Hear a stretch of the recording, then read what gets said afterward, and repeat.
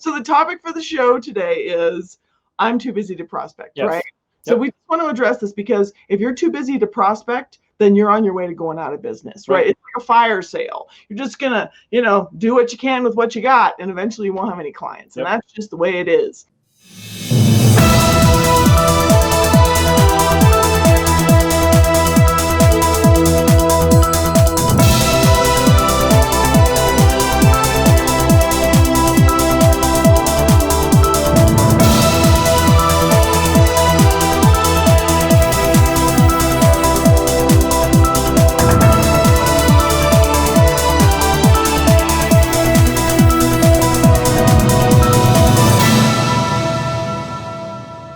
And I'd like to welcome Coach Amy Lassen to the show.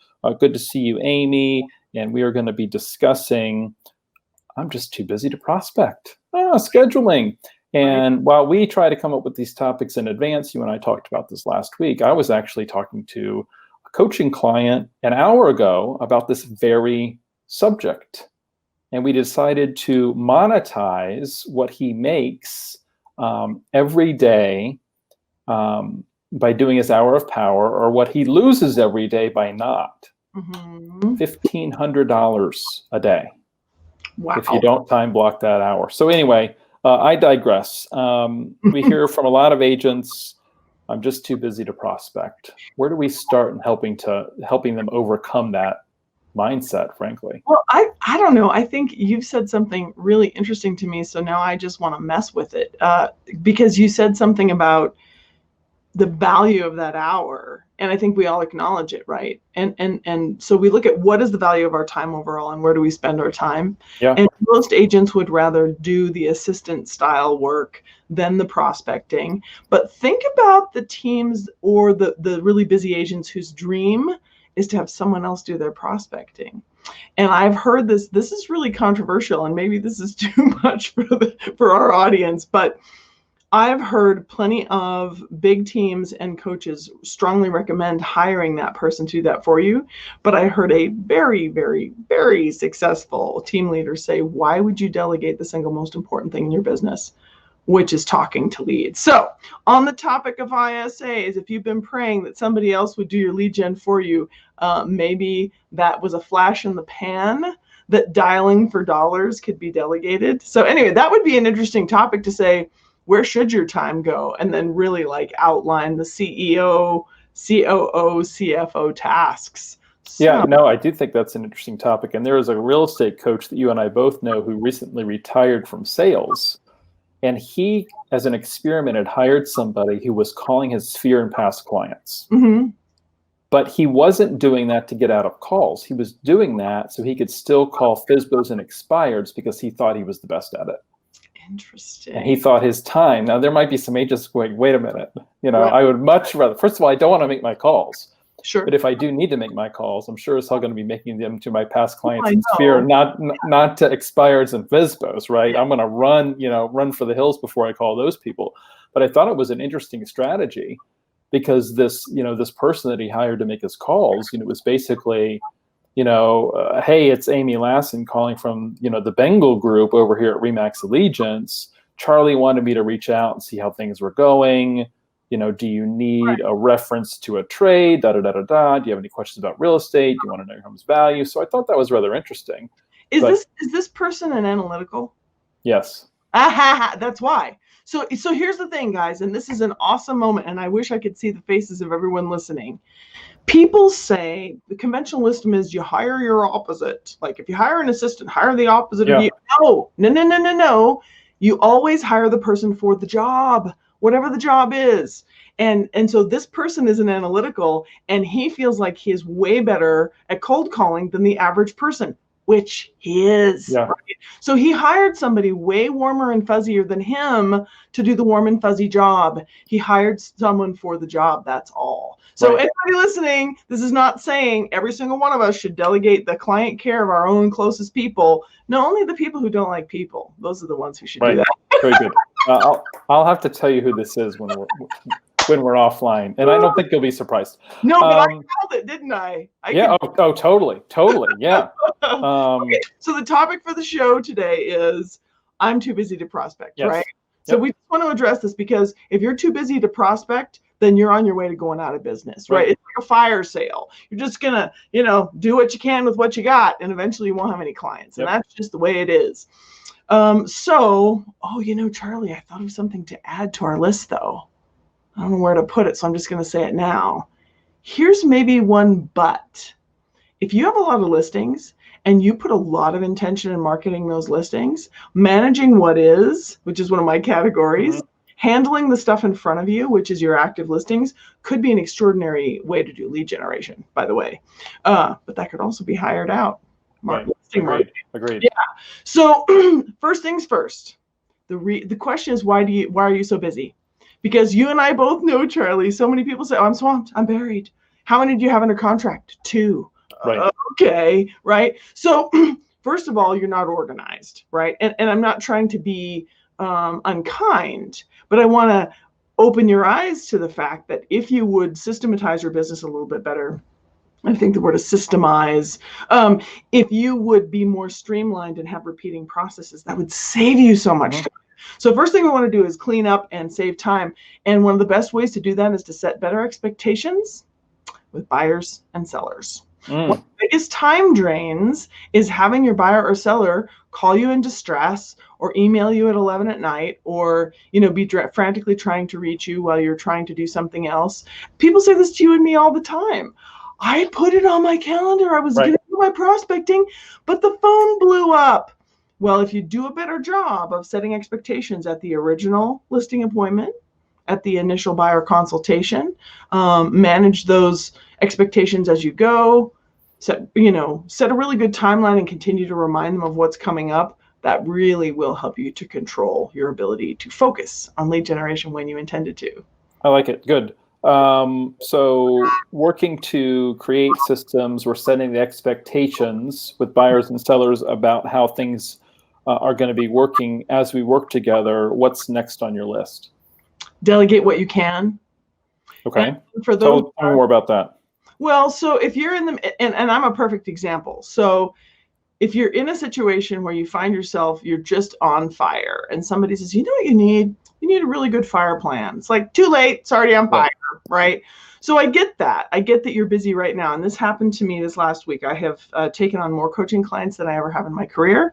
And suddenly I have 2 listings and 3 buyers. Pants on fire.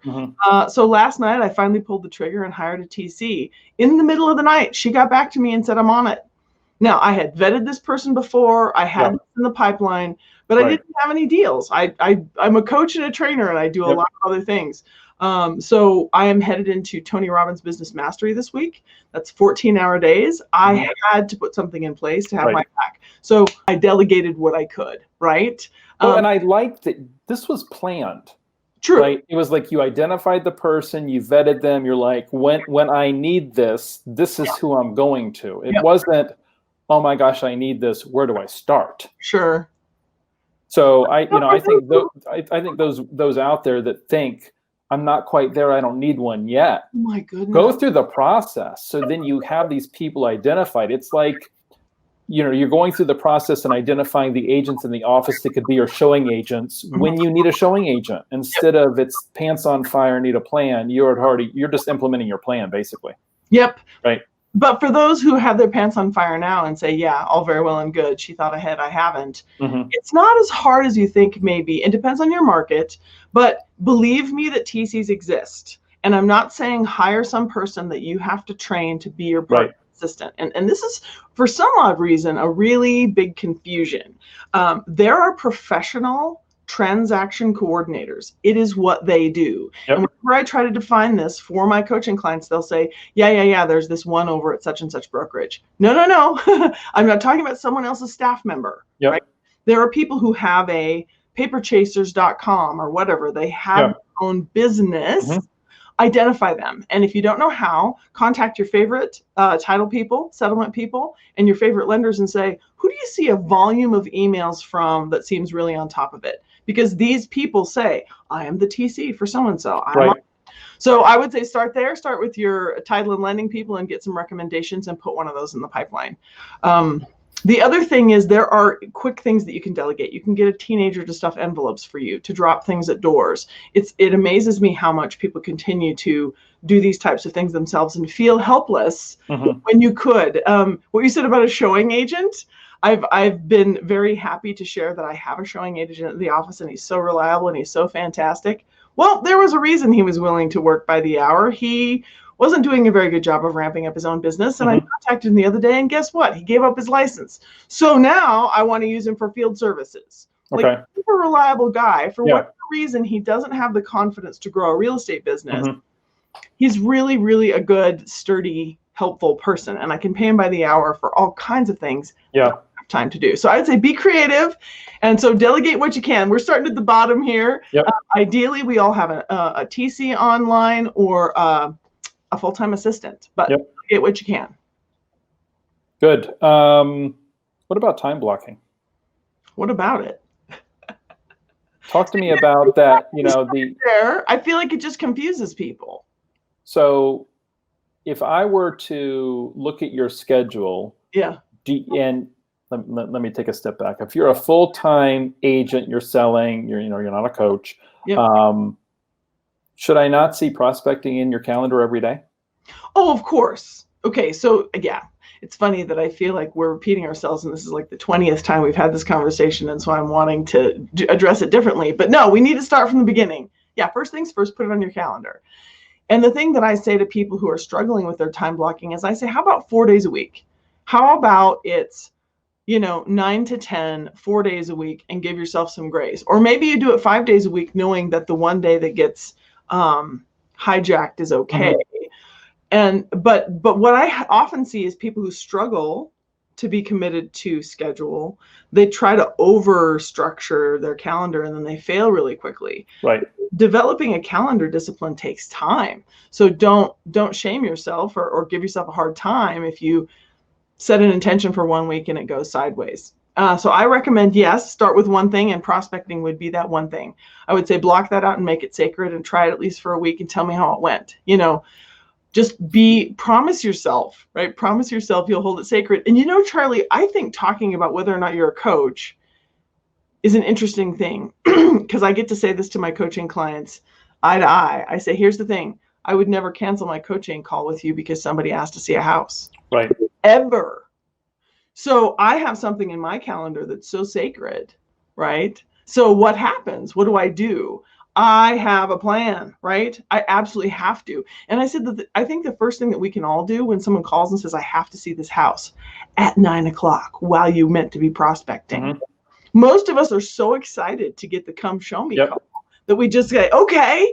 And the first thing is, oh, tell me what you like about that house. We always affirm, right? Oh, that's great. How long you been looking for a house, right? Always affirm. Whether this is a cold lead or somebody and we can address the Zillow leads. But then we have to say, actually, I have an appointment at that time. Would 10:30 work for you? They'll say yes. Right. So first things we have to do is do our best to control it. And I think we mostly don't even try. If someone calls and says, I need this now, we don't even ask. And I've been shocked, Charlie, at the number of times I've said, sure, no problem. And then they change their mind because it was arbitrary. Right. Random. And then they're like, oh, wait, actually, can I do 1 o'clock? I'm like, why didn't I say that? Right. So I would say first things first, try. Ask more questions and try really hard to hold it sacred for 1 week and see how it feels. Good. Okay. What's next on your list? Plan your day the night before. No joke. When we wake up in the whirlwind, right? It's like, boy, I hope I get my shower and my coffee. I think when you're that busy, and then you jump and you've got part of your to-do list written on a piece of paper, and part of it is in some sort of electronic system, and you're not really sure. And hopefully, and if you don't have this, you can look at our previous shows about systems, but hopefully you have a system for your under contracts, right? You have a way of tracking all your dates and deadlines. That needs to be in place. But just the general to-do. For example, for me, this week I've already shared, I have a lot of real estate. I have a lot of coaching clients, and now I'm going to be out of commission for 14 hours doing Tony Robbins. Right. So my to-do list is really granular. I've got time estimates. I keep it up in front of me. I keep pulling it up on my other screen. Really, pretty much every half hour, I look at it again. Yeah. Every time I think of something, it goes on the list. I'm not trusting my memory. That's another thing. So the concept of planning your day the night before is you kind of dump it, and then oh yeah, okay, it'll wait till morning. Mm-hmm. And then your brain doesn't, nag you or keep you awake with stress. Yeah, no, I like that. What's next? I'm going to read this one out that I wrote. Get your paperwork and other admin work done in the evening. Oh, yeah. Yeah. Okay, evening paperwork type stuff instead of during the day when we could be prospecting. Right. So, and I said, if you have to, because I'm not asking all of us to live for our work, right? To work ourselves to death. I'm not asking for that. But I will tell you that right now, with the amount of pressure that I have on me, and I'm choosing to call it pressure rather than stress, right? This is chosen. This is what my daughter calls my chosen suffering. I've chosen this amount of work, and the amount of pressure that I've had has really got me being way more focused. It's like, done next, done next. So it's important to me that I get it done, even if I have to stay up half an hour later than I intended, which is not fun, but it's way better than waking up the next day, kind of pants on fire, not sure I'll be able to reach my client, facing a deadline. So that's what I would say is get your paperwork and other admin work done in the evening if you have to. Right. Good. Okay. What else do you have for this topic? Well, we're on the topic of prospecting. So for me, hopefully you have a CRM, and CRMs function in a very particular way. The good CRMs have automated reminders, and there's all sorts of things, and you can track every single individual contact. What is up with George? I'll get a reminder to call George every quarter. George's birthday's in there, things like that. Right. What it doesn't do, and I haven't, if anybody finds one, put it in the comments. I have not found that any CRM will also create sort of a master overview report that looks kind of like a spreadsheet. Okay. I would love to be able to sort out my A's and put them in a table. Just 2 buttons. That would be great. But I don't think it's a thing. So I recommend that you have your 100 top people on a spreadsheet. Okay. Keep them up in visual. Don't forget about John and Jean. Like, oh, dear heavens, how have they slipped by my notice, right? Having people be top of mind, I think, really helps with prospecting. Good. Awesome. I also have a note here, tracking of our pipeline. Yes. That can, I think, be really inspiring. Your pipeline is who's coming up. So this is less prospecting more than, this is something I differentiate with my coaching clients. I'll ask and they'll say, oh, no, I'm totally on it. I every day I call back those people who said they're listing next week. That's not prospecting. That's minding the pipeline, which is great. And you need to do that. But so minding the pipeline is kind of step 2. We are all guilty of saying, sure, that's awesome. Glad to hear you want to list next month. And then we don't mind that. Right. So for me, the pipeline is a visual, and I went from having it be a Word doc to a spreadsheet. And if I were in a different office space, I'd probably have a whiteboard. But I have a spreadsheet that says who's coming up. Here are my opportunities. Here's what they said. Here's how soon I need to follow up. Now, I also have that in my CRM, so there's a ding. But I can't wait for the ding. I need to be able to see it and go, oh, yeah, that's my pipeline. I see. Okay, awesome. What other ideas do you have for the person that thinks, that has this mindset that they're too busy to prospect? Just some hacks. Schedule posts on social media when you have the time. Put a bunch of content together, schedule the delivery, be done, right? Schedule emails. If you think of something and you really want to reach out to someone and it's 11:30 at night, you can go into Gmail in particular, or you can use Boomerang if you need to assign something as an add-on to your Outlook. And then say, please deliver this at 8:01 tomorrow morning. That way, that drop. Right. And by the way, these are touches, not so much conversations, but still, all of this needs to get done. Also, video text, I've shared so many times. Hey, do a video text. If you're in a hurry, you can do 10 of those, and absolutely you get engagement. It's amazing how people will engage with you. Handwritten notes and calls from the road. It's better to just spin your contact list and call somebody and say, how are you at a traffic light, than not call at all. Right. I like that. Good. Any other last minute hacks or ideas on this topic for today? Always, we offer you a lot more ideas than you can implement quickly and easily, right? We're trying to be a plentiful source of ideas. So I want to encourage everyone listening to take 1 or 2 ideas from what we shared and promise yourself that you'll implement them. Changing habits absolutely takes time. So give yourself some sort of a 7-day sprint, say for 7 days, I'm going to do my best. I'm going to track my outcomes, and then I'm going to recommit in 7 days. I think we shame ourselves for, I tried that, it didn't work. And then that says something about us. And what you need to recognize is there's nothing wrong with you. Habits take time to change. So you have to believe that the outcome is worth the commitment, right? Think of it like going to the gym, right? Do your curls and don't give up. It's a lifetime. You don't really get in shape and then stop. That's not a thing. You have to do the work the rest of your life.